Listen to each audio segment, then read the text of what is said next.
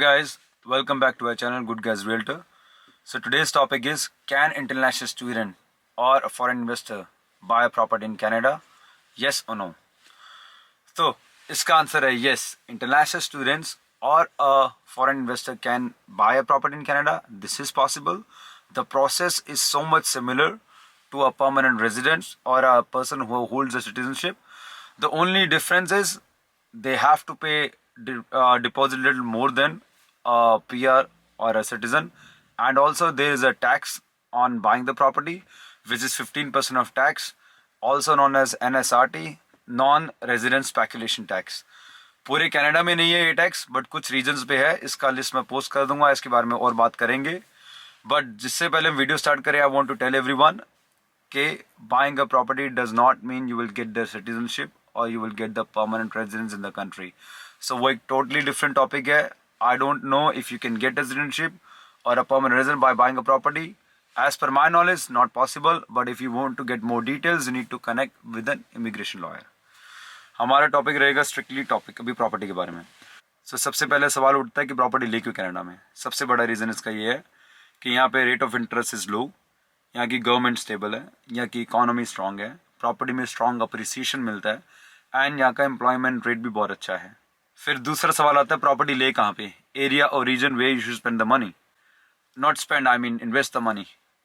सो इसके लिए आप what I would recommend you, अगर आप किसी को कनाडा में जानते हो, आपका दोस्त या friend, you can discuss with them, or else you can even connect with us if you need more insight. You need to get educated on where to invest the money, and after picking a region, hire an agent who has a specialty in that region, and along with the agent you also need to connect with a real estate lawyer, a mortgage broker as well.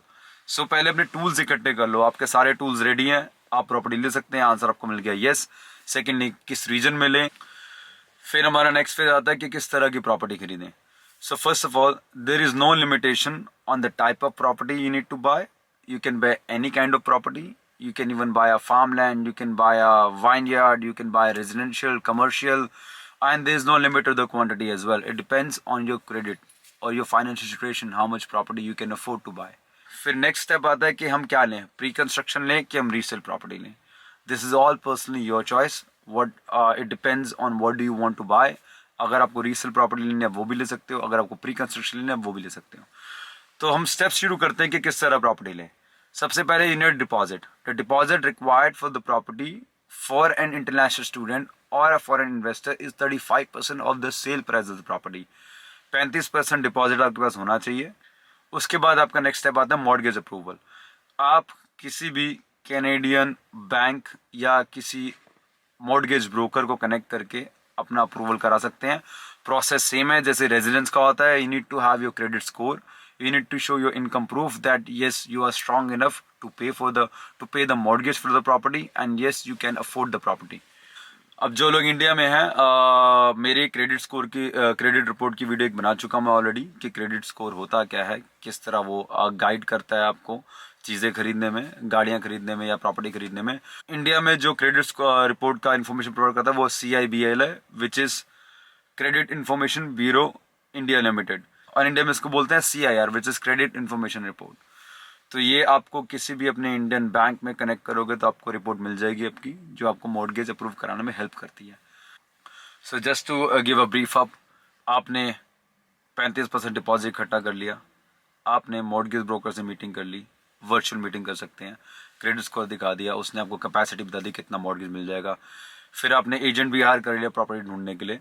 उसके बाद क्या होगा, property bye कर सकते हैं. सब कुछ virtually possible है. स्पेशली हम लोग भी जो पेंडेमिक में डील कर रहे हैं सारा वर्चुअली कर रहे हैं. But the only thing you need to know is you need to open an Canadian bank account.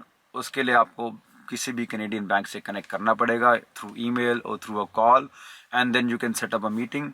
I don't know how the banks are opening the account right now. If virtually is possible, then you can open the virtual account too. जैसे कि मैंने कहा था, जितने भी foreign investor या international students हैं उनको एक टैक्स पे करना पड़ता है जिसको NSRT बोलते हैं, non resident speculation tax, which is 15%. वो जो स्पेशली टैक्स एप्लीकेबल होता है वो एक स्पेसिफिक रीजन में बाय करने के लिए होता है. उस रीजन को हम बोलते हैं GGH, which is Greater Golden Horseshoe region, जो उसका जोग्राफिक रीजन है, which is like city of Barrie, County of Brant, City of Brantford, County of Dufferin, Region Municipality of Durham, City of Toronto, so and etc. And जो NSRT होता है ये आपको केवल residential property में पे करना पड़ता है। इसमें कुछ एग्जाम्पशंस भी मिलती हैं। एग्जाम्पशन जैसे you can even claim that back.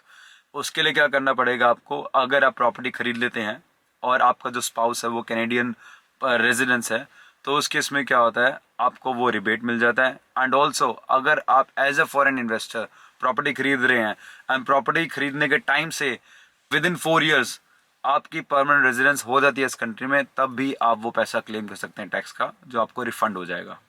तो होता क्या है, हर प्रॉपर्टी में करने के बाद कुछ एक्सपेंसेस भी होते हैं।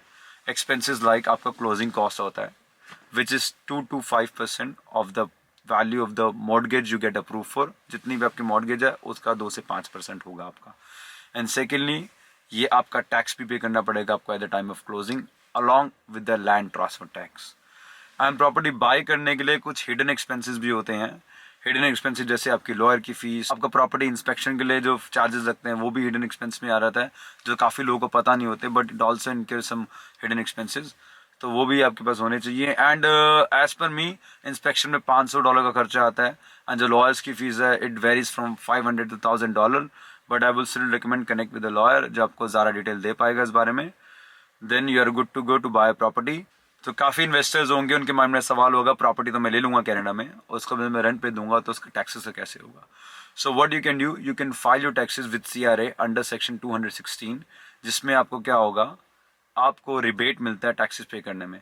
तो टैक्सेस पहली बात होता कितना है, टैक्सेस आपका 25% of the income from the property होता है। लेट्स सपोज आपने प्रॉपर्टी ली, आपने प्रॉपर्टी को रेंट पे दिया एंड आपका महीने का $1,000 का रेंट आ रहा है, तो वैसे जो जनरल टैक्स होता है वो $1,000 हर महीने यानी 12 महीने आपका 12,000 के ऊपर ग्रॉस इनकम पे 25% टैक्स लगता है। But if you file this taxes with CRA under the section 216, तो आपको क्या उसमें होगा बेनिफिट, जो भी आपके एक्सपेंसेस हैं जैसे मॉर्गेज का रेट ऑफ इंटरेस्ट है, अगर आपकी कोई मंथली मेंटेनेंस फीस आ रही है उसको वो सब डिडक्ट करके, लेट्स सपोज आपका अगर $1,000 का रेंट है और आपका उसमें से जो खर्चा है प्रॉपर्टी का वो $300 है, तो $700 बचा, तो 700 times 12 उस अमाउंट पे आपका 25% टैक्स लगेगा। एंड डबल टैक्सेशन भी होता है। कोई बोलेगा मैं इंडिया में मेरे पास इनकम है, मेरी कनाडा से भी इनकम आ रही है, तो उसको मैं कैसे डील करूँगा। तो उसके लिए सबसे पहली बात, इंडियन एंड कैनेडियन गवर्नमेंट के बीच में टाइज है जिसमें आप डबल टैक्स को एलिमिनेट कर सकते हैं। एंड उसकी डिटेल जानने के लिए you need to connect with accountant who's professional in this area, and he can guide you better in that. You got your answer. Yes, you can buy the property in Canada. I would strongly recommend you to connect with a good agent or a good real estate broker who can help you, who can make the process smooth with you. And if you have any further inquiries or you have any questions for me, you can connect with me on my Instagram page or Facebook page, which is Good Guys Realtor. Signing off. Thank you very much, guys.